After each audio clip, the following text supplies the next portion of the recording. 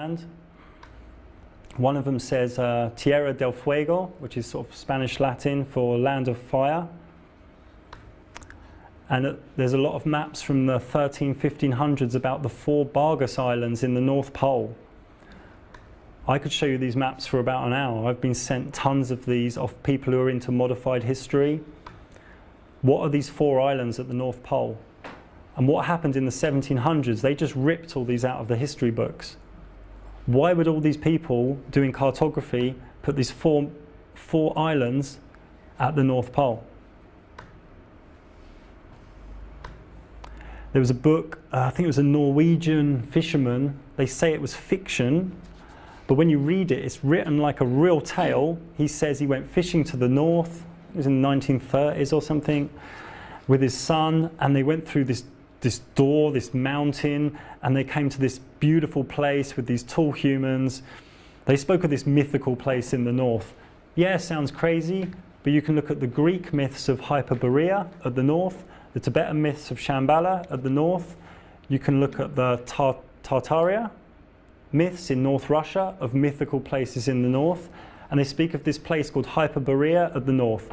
I'm not sitting here saying I believe in it, I'm just saying this is information that is out there. Hyperborean boats. Now, this isn't a new thing. The Maya used to believe in this level plane. The Norse mythology used to believe in this level plane. The Americas believed in this level plane. The Celtic, Chinese, Egyptian, almost everywhere around the world, they believed in this level plane with a local sun and moon.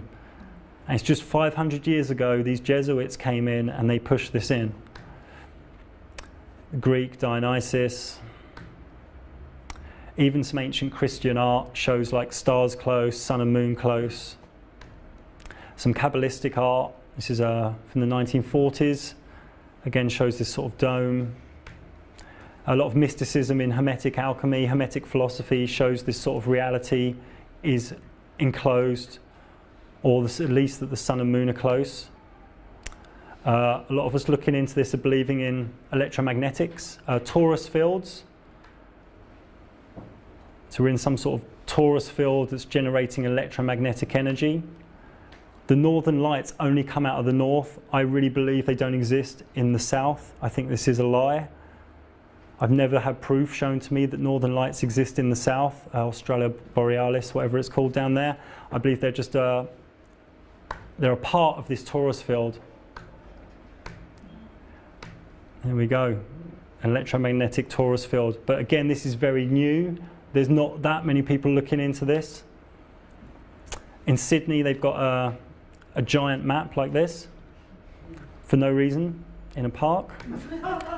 There's a lot of films, there's some stuff online you can see. There's about 50 films. Hollywood are putting it in your faces, these sort of level maps. But with people like Rudolf Steiner and the Sri Ram Bhagavatam, the main Vedic scripture about this level earth, they both sort of say you're never going to fully understand it from within it, because it's at such a high frequency of consciousness that to understand the whole cosmology from within it's not really possible. But in where we are now as a species, we're very rational. We need to know how everything works and put it in a box. So it's quite hard for people to revel in the mystery.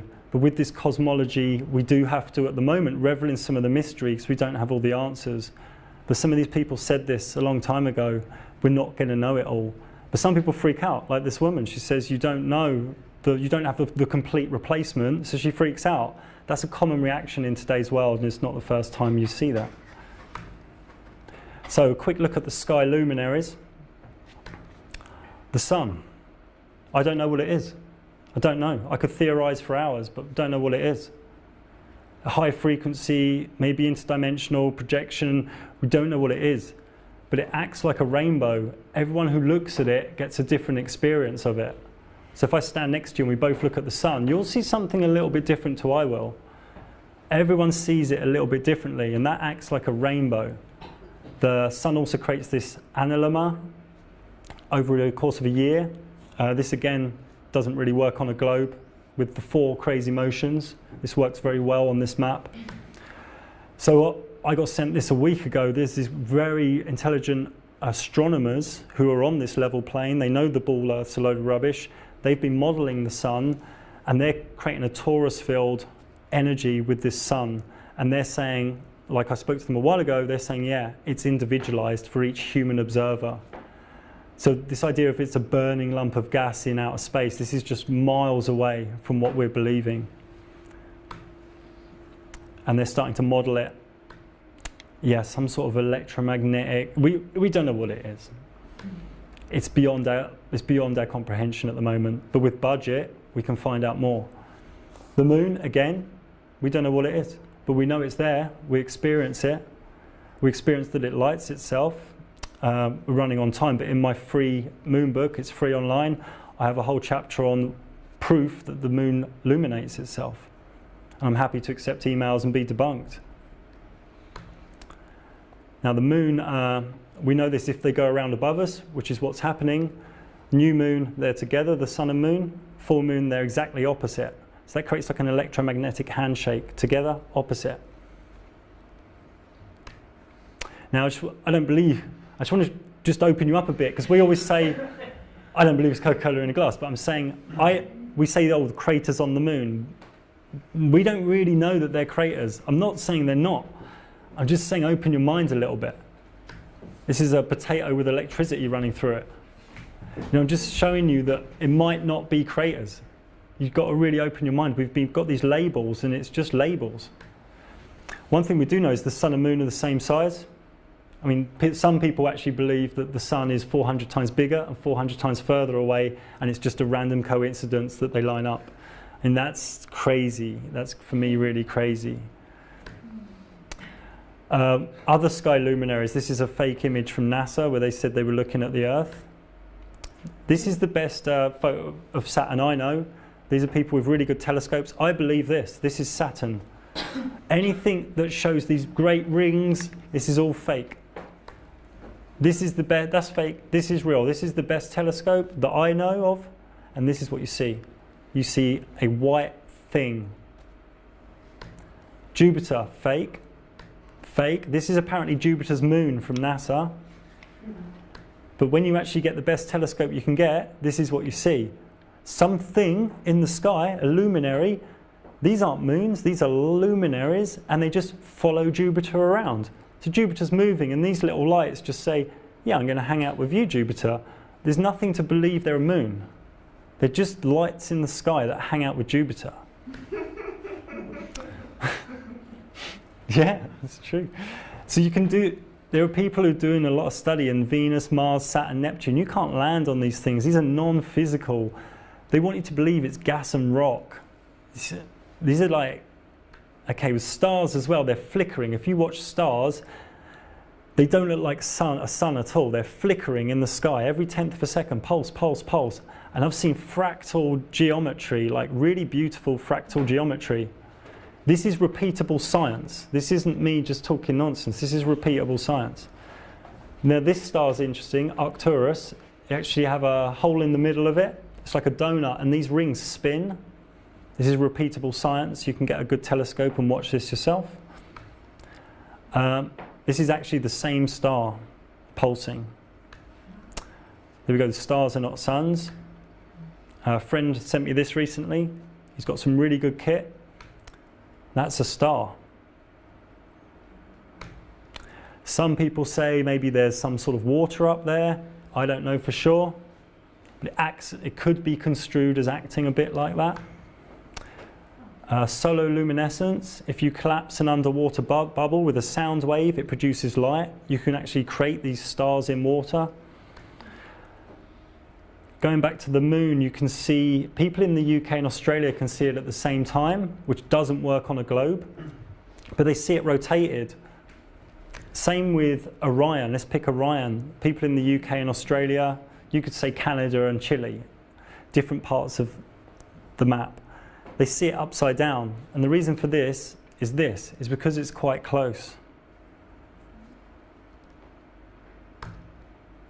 Now the reason you don't see all the stars in the sky is, again, convergence and the vanishing point. And we're getting into some complex stuff here, so I'm not going to go too deep.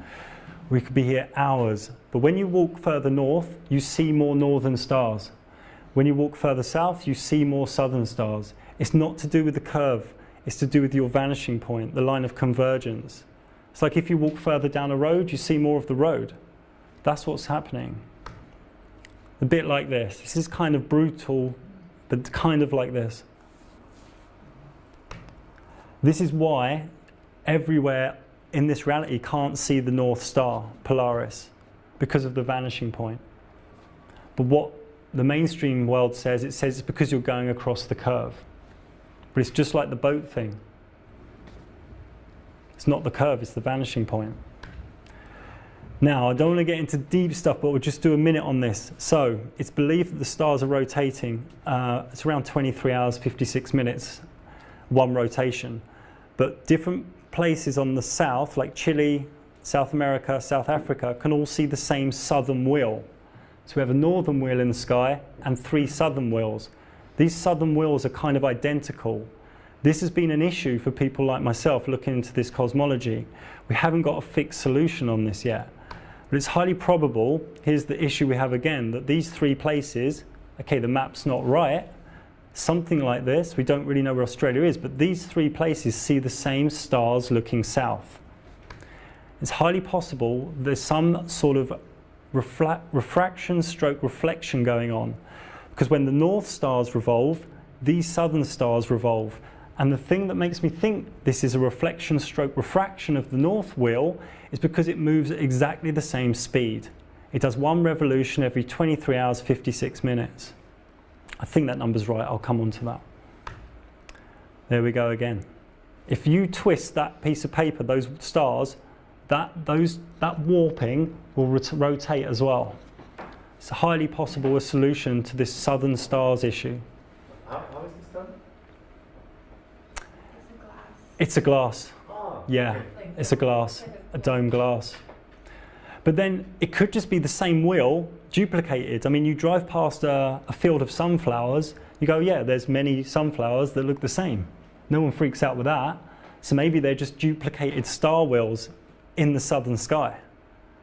And everyone goes, you can't say that, but you can, because you have duplicated flowers, you have duplicated trees. So this sort of gets around this, the southern and northern wheel in the sky. So with the southern wheel in the sky, this I come across recently, it looks very fractally. This is time-lapse photography. Look at that, very fractally. Looks a bit like that. Very interesting. If it was a random cosmic Big Bang, you wouldn't be getting things like this in the sky. That is high mathematical, divine code, fractal. Yeah. This is something, I mean, if you get this on YouTube, you can press pause and download this. This is all the motions in the sky that I believe are true, to do with the moon, the stars, the planets, which I call wandering stars. These are different speeds and motions, and I talk about the precession of the equinox. It's just a lot of data, and I'm happy for someone to debunk or add to it. So I see the sky as like a clockwork mechanism, like a dynamo. I'm an astrologer, so I see the sky as like a mechanism, like a clockwork that pushes energy into this reality for humans, and maybe to a point where it creates new souls with different types of souls to be born. So it's like a giant clockwork. So as an astrologer, if Mars is in a certain place, certain energies coming in. If another planet's in another zodiac sign, different energies coming in. So there's billions of combinations in the sky. It's very high intelligence. So I see it more as a clockwork dynamo of energy. And so did the ancients. It's just now in modern times where, yay, statism slaves, we've started to say this is, you know, gas and rocks. So the sun tells you what time it is, the moon tells you what day it is, and the stars tell you what month it is, just like a design timepiece.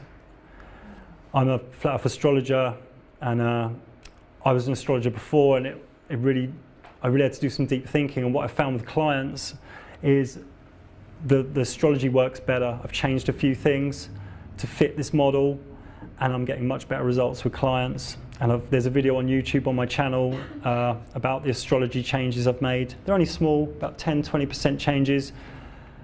And if you look at astrology, all astrologers have always looked at a level Earth map. They've never brought the globe into it.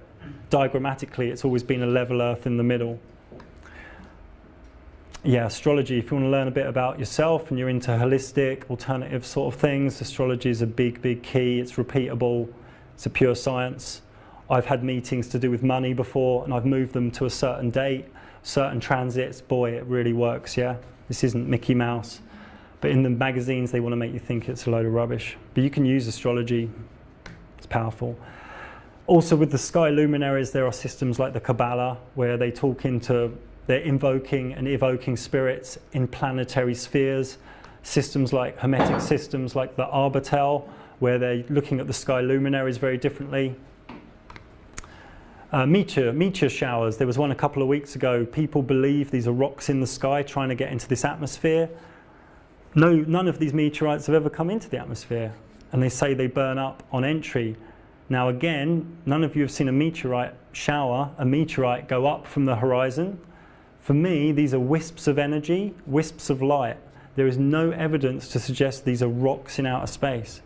If meteorites really existed, every week or every month, they'd be like, oh yeah, a meteorite landed there or a meteorite landed there. Do any of you, have any of you ever seen a meteorite land on Earth?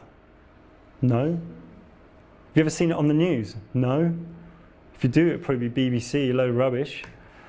This is the biggest meteorite ever found. What do you make of the meteorite that supposedly went down in Russia a couple of years ago? In Chelyabinsk. Could we wait till the end, please, so I can just flow through this section? Sure. Cheers, guys. It's not true? I'll come on to that at the end, if that's all right. This is the largest meteorite ever found on Earth. It's the size of a small car.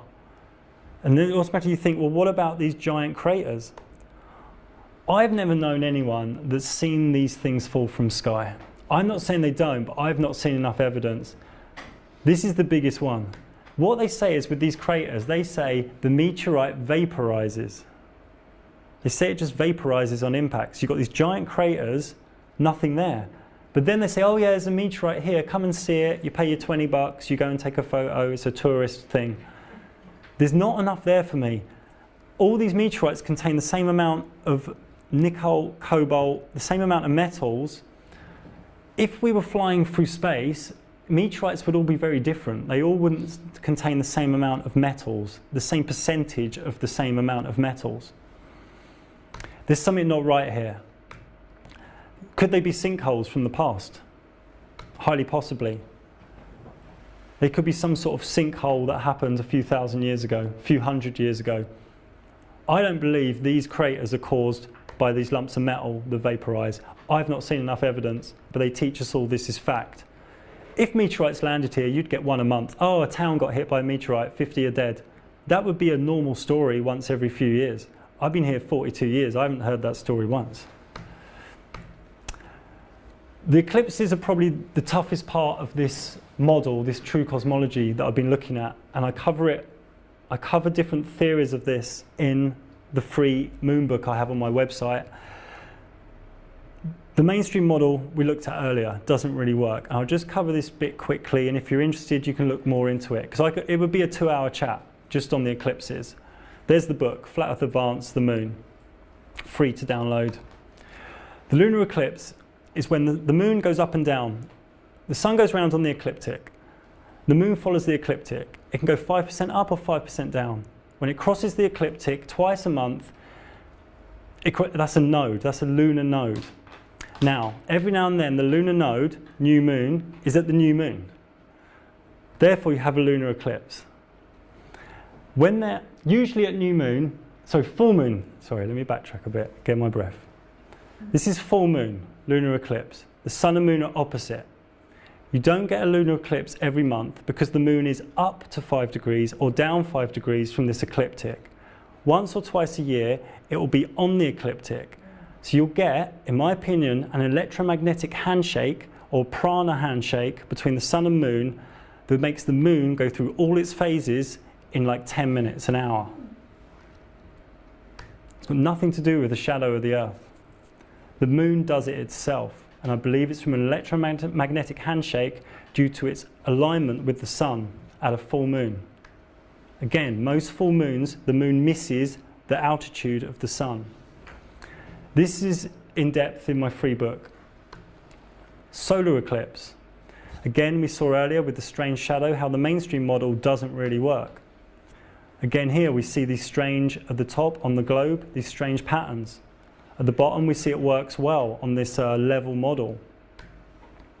Again, we can do little experiments. It looks good, it seems to work. This shadow thing works. Now, this is what we witness, this is what we experience. We're told this is the moon going across the sun. As an astrologer, I know the moon is in that location. It can't be anywhere else. But people have taken this last week, they've taken these images from the solar eclipse, which is at new moon, and there's nothing there. There's no object there. There's nothing there. It's like the sun is eating itself and refreshing itself. It's like it eats itself and regenerates. Some people who are looking into this information like me believe there is a Vedic body, Rahu Ketu, going across the sun, not the moon. I'm really taken back by this work that I was sent last week, where it doesn't look like anything is going across the sun. It looks like the sun eats itself. Then you would say, where's the moon? Because it should be there. Maybe, I'm not a proponent of this, but maybe the moon goes invisible at this time. Bear with me. 24 hours before a new moon, this is a picture, and the moon is barely visible. 24 hours after the new moon, it's like this again, barely visible. But the 10 hours before a new moon and 10 hours after a new moon's the time of the solar eclipse, when it happens, you can't see the moon. No human has ever seen the moon 10 hours before or after a new moon. So there's a few different things on the table here. But this is complex, the eclipses, and it's written in a book if you want to read it.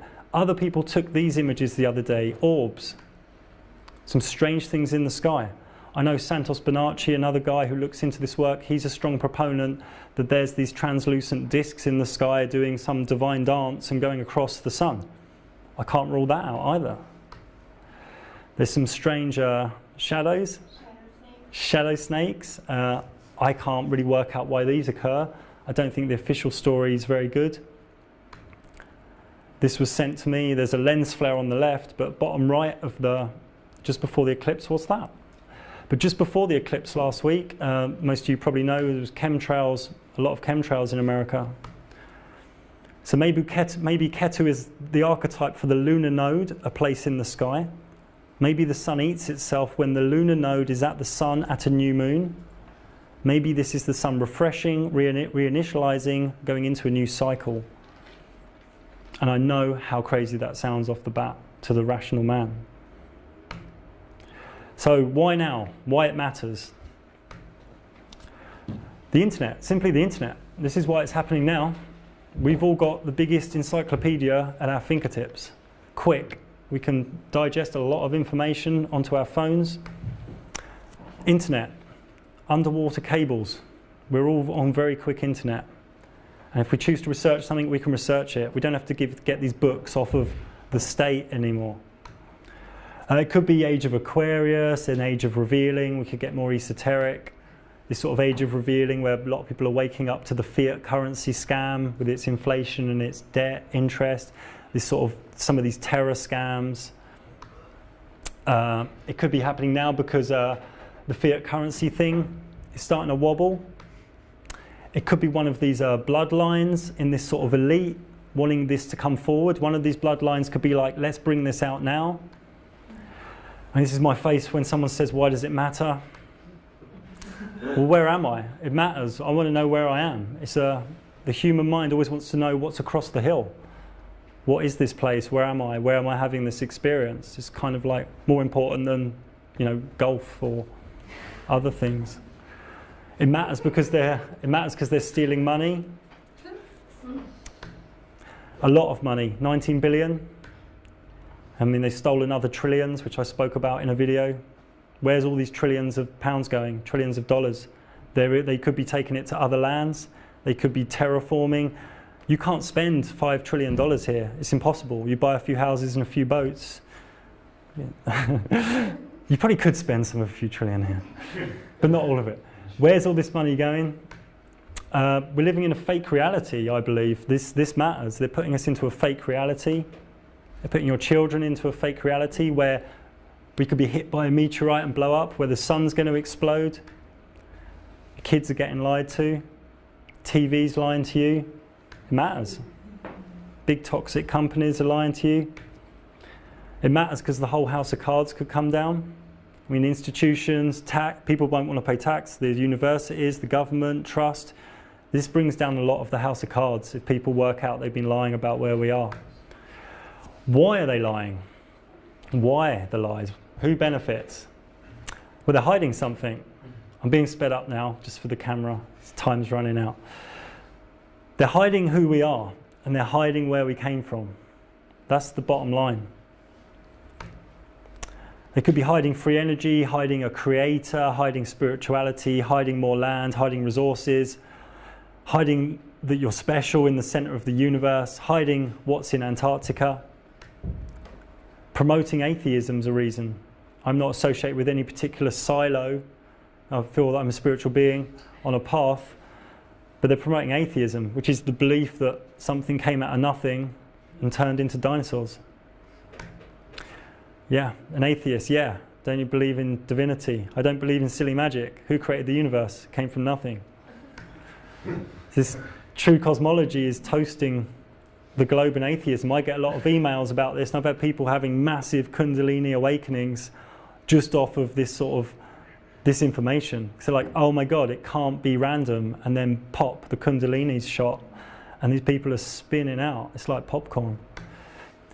And it could be like a Hermetic philosophy. We live in like a mental construct of some higher beings. I mean, everything's on the table. You can really play with your imagination. But the cosmology deception allows other things. It's like the umbrella lie, I believe, for like your fluoride, your vaccines, I could go into this for hours, but I won't. The modified history.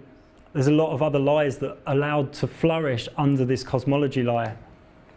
Like the ozone layer. If we look into this is all cartoons again. Doesn't exist. This whole sun's burning the ozone layer is a lie. The sun's close, it's within our atmosphere. They want you to believe you're at fault for natural cycles, and they're going to cash you for it. And you're going to put all your little bins out, and you're going to do everything right because you're going to feel that you're the one at fault. And they're going to control you, and they're going to take your money, and you're going to do it. I spoke to some people who are in the climate change groups in Sweden, climate camp. Spoke to them at length. They phoned up their boss at climate camp, and they said, we quit. It's all rubbish. And there are some really good people in climate camp and in climate change, and they'll call me crazy. But if I say, show me the ozone layer, they'll show me a cartoon. Physical aliens is another psyop they're throwing in. We went to a crop circle recently as my beautiful wife, and they want you to sort of believe this is aliens, but this is just resonance. We don't know where this resonance technology is coming from, but it's resonance. Could be spiritual, could be technological, we don't know. But your children are believing this sort of dinosaur alien thing, and a lot of people are growing up to be very selfish because they're only here once. They're sort of a random space monkey, so things don't really matter. I was going to look into modified history a little bit, but I'll give that a skip. All the trees in Russia are just 300 years old. That's not right. And that's where the myths of Hyperborea are. Tartaria has been removed from the history books. There was a place in North Russia called Tartaria. I just took it all out. So maybe they're trying to make us look in the wrong places. They might want us to look at this Maya site. This is things they tell us are from lava. I don't believe this is from lava. They say, oh, melting, drying lava created these geometric rock formations. This was in southern Spain. And these things, we don't know what these are. So the whole geology is a massive mess as well. They're lying about cosmology and geology and history. And once you start realizing they've lied about cosmology, you just start looking, and there's lies everywhere. I have some people looking into modified history who've got some wild theories. We won't go into them. Okay, very quick. A few more slides left. Cognitive dissonance. The thing is with the cosmology conspiracy, it's very big. It's too much to comprehend. It's quite predictable, the reaction of some people, like we saw earlier. Now, it's a duck, so I'm going to call it a duck. So what I'm going to do, it looks like a flat Earth, so I'm going to call it a flat Earth. but I call myself a geocentric direct realist, because if any of you go home and say flat Earth, it isn't going to go well for you. Because people get really triggered if you say the words flat Earth. People just think they don't say it. Just say you're a geocentric direct realist. Look, this is Rocky walking down the road. Hey guys, the Earth's flat. Go kill yourself. I've been trolled online, like, handicap space for cars, the Earth's flat, sorry, have a nice day. But like you heard earlier, you just get abuse, because what's happening in the subconscious, people are getting destabilized, because the subconscious knows where it is, it's got a sense of where it is. If you start playing with where someone is, the subconscious gets very destabilized, and the whole being energetic system gets a bit worried, and the walls come up. So there's a lot of these sort of like people who really defend the globe, but they don't even know much about the globe model. I could run rings around them with, I say to them, how far is the moon away? How fast do we spin? They don't even know the ball model, but they're defending it. And they're parroting these words like gravity, refraction, inertia. They're just parroting books. And they use these standard globe Earth proofs which are easily debunked, like sticks in the ground, pictures from NASA. Yeah, popular opinion, and they don't have actually proofs, it's a belief. Yeah, throwing a ball up on a train, it falls down, therefore spinning balls in a vacuum. I see what you did there, proving bendy water by an object falling down. We'll skip through a few of these, we've only got a few minutes. Coriolis, planes flying over a motionless plane. And then they say things, oh, well, you didn't go to school. And it's like, well, that's half the problem, mate. I mean, if this was a load of rubbish, what I'm saying tonight, I would have been debunked years ago. And I would have gone, oh, okay, I was proved wrong, but okay, I'll move on with my life, no problem. But no one, there's nothing there. They haven't got anything. It's not, the problem isn't uneducated people, the problem is people not questioning education. Because it isn't education if they say memorize these books and you'll get a grade based on how well you remember the books. That's mind control. It's a theory tale, theory of evolution, theory of Big Bang, theory of gravity, heliocentric theory. Heliocentric Theorios for breakfast. Part of an unbalanced diet. Right, so for medication, I'll be honest with you, this Ball Earth cosmology is theoretical science.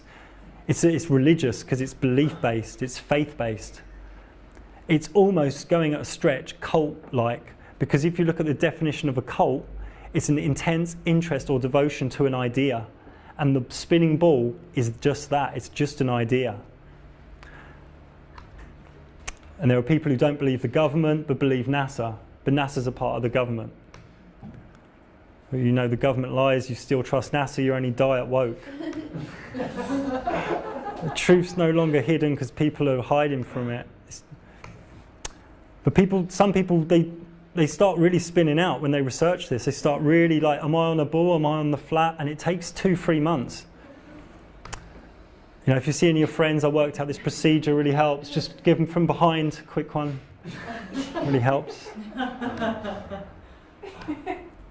I'll skip through these. A great guy like an old mystic, Neville Goddard, the subconscious never alters the accepted beliefs of man, it outpictures them to the last detail, whether beneficial or not. So the subconscious imprint, we add to it. Very nearly done. What next? So what's going to happen next is it's just going to get bigger. There's 1 million flat earth videos online this year. It's just gone crazy. Just a few years ago there was just 5 of us doing this. Now there's thousands of people. Every day, 4,000 new videos a day. It's one of the most trending things online, but they don't want you to know that. People want to go and tell people all the time. I mean, look at me, I'm running around. I'm like this. It's kind of weird. There's people spending big money in America for these giant billboards. Activism in the UK. There's meetups, a lot of meetups in the UK and America. Sticker drops are going on. There's even an app for friends to get together or dating. If you're dating too many random space monkeys, you might want to look into that. But there's a lot of people seeing it as a hobby. They're like, oh, I got a new camera, I go out with my friends and look for curvature. So there's this sort of rainbow dust, popsicle, fun hobby thing. I haven't got a problem with that, but that's going on. It's a bit cheesy, but there's some serious people looking at cosmology. It's a serious business, and we're all cosmologists. You can say it doesn't matter, but each and every one of us is a cosmologist. We all want to deeply know where we are. There's more people listening to this new track. The governments and the media are really making it look crazy. They were saying, oh, these women are becoming flat earthers, they're crazy. Modern advertising. This is something on TV soon where they're going to choose someone to go to space. They're going to choose someone who's in on it, and they'll do a fake thing, and everyone's going to have it on their app. You know, parents love it, schools love it. What we need is budget. That's what we need to go to the north, to go to the south. We need a couple of $1 million, and we'll buy some drones and jets, and we'll go and have a look. That's what's needed. I'm sure there's a lot of bankers in Zurich, if anyone knows anyone. But what this is disruptive knowledge, and it really defies the status quo. There are people in the elite that really don't want this coming out. It's very disruptive knowledge because it brings the house of cards down. But a lot of people are finding a stillness with this motionless earth. You're just like, it's very zen, it's very motionless, stillness, and all this sort of modern day system just becomes like a cartoon illusion, and you just be yourself. It becomes much easier for a lot of people to be themselves. There's a lot of people going through Kundalini awakenings. Nearly done. A change of circumstance happens as a result of a change of your state in consciousness. But that's also vice versa. A change in your circumstance, like where you live, changes your consciousness. It's a two-way street. So what people have woken up to is they don't really know where they are, don't really know how we got here, don't really know what happened here. So it's like, we haven't really woken up to we know all this stuff. We've woken up to what we don't know. So we're in conscious amnesia, which is much better than subconscious amnesia. But we're in interesting times. It's just another minute or two. At the moment, I just want to make you aware that, you know, this statism thing that everyone's sort of worshipping is very religious, this worship of state. This isn't going to be around too much longer. Ideas so good they're mandatory. You're being watched, you're paying your tax, you're paying your inflation, you're getting hammered on your energy bills. Everyone's talking about it. It's all nonsense. There's a few at the top taking everything. There's people say, well, do you think you'll be chipped soon? You're already chipped in your credit cards and in your passports. They're spraying stuff in the sky. These are the people you're giving your money to. Patented technology, they're spraying you. Maybe they're blocking the sun. This is what I think. Maybe we go in cycles and things are heating up. Maybe the ice wall's going to melt. Maybe the north's going to melt. Maybe they're trying to block this from happening. This is imagination and conjecture. But they're doing something in the sky and they're spending billions on it. Maybe they want to affect the climate. Maybe they don't want the ice to melt. But what I would put your attention to is the fiat currency thing. This is in its last throes. 19 trillion debt in America. When there was the big economy crash in 2008, it never really fixed itself. The charts are worse now. This is going to pop soon, and you need to have a little think. Stock market's completely overinflated. Derivatives bubbles completely overinflated. Venezuela's gone. This is just one domino. A box of eggs is like $200 in Venezuela now. I mean, it's broken. You can't fix Venezuela. It's broken. The economy's broke. You can't fix it. I mean, Greece, Malaysia, Ukraine, these are other countries and states on the edge of bankruptcy. What I would say is have a little look into cryptocurrency. Have a look at what Ethereum is. Have a little look. This is getting bigger and bigger and bigger. There are a lot of smart people getting out of fiat currency into cryptocurrency. And this could be the vehicle when fiat dies or really starts to wobble. You don't want your cash in a bank. Diversify at least. Have some land, have a house, have some money in the bank, have some cryptocurrency. But spend an hour or two looking at cryptocurrency. Because luckily some smart people come to see me a while ago and told me some stuff, and I looked at some more stuff on my own. You want to be looking at this. Really. The ERC-20 protocol could take over the internet, and it could take over the next 10, 20 years of your lives online. Yeah, inflation, look what it's done. $20, get a big bag of food in 1929, now you get nothing. Look at one Bitcoin. And people say, but cryptocurrency has no value. It does, because it has utility. It's a disruptive technology. Flat Earth's a disruptive knowledge. This is disruptive tech. It's decentralized. You can't control it. It's trust-based. You unbank the bank. You become your own bank. You cut out the middlemen. You cut out authority. It's anonymous. It's community-driven. It has utility, so it has value. People say, oh, Bitcoin, that doesn't have any value. It's just, no, it has utility. You can move money anywhere in the world in a couple of hours anonymously. That has value. And if you look into Ethereum, yeah, just a word of warning, if the fiat currency starts wobbling, you need to be on the crypto. It went from 4 billion to 8 billion.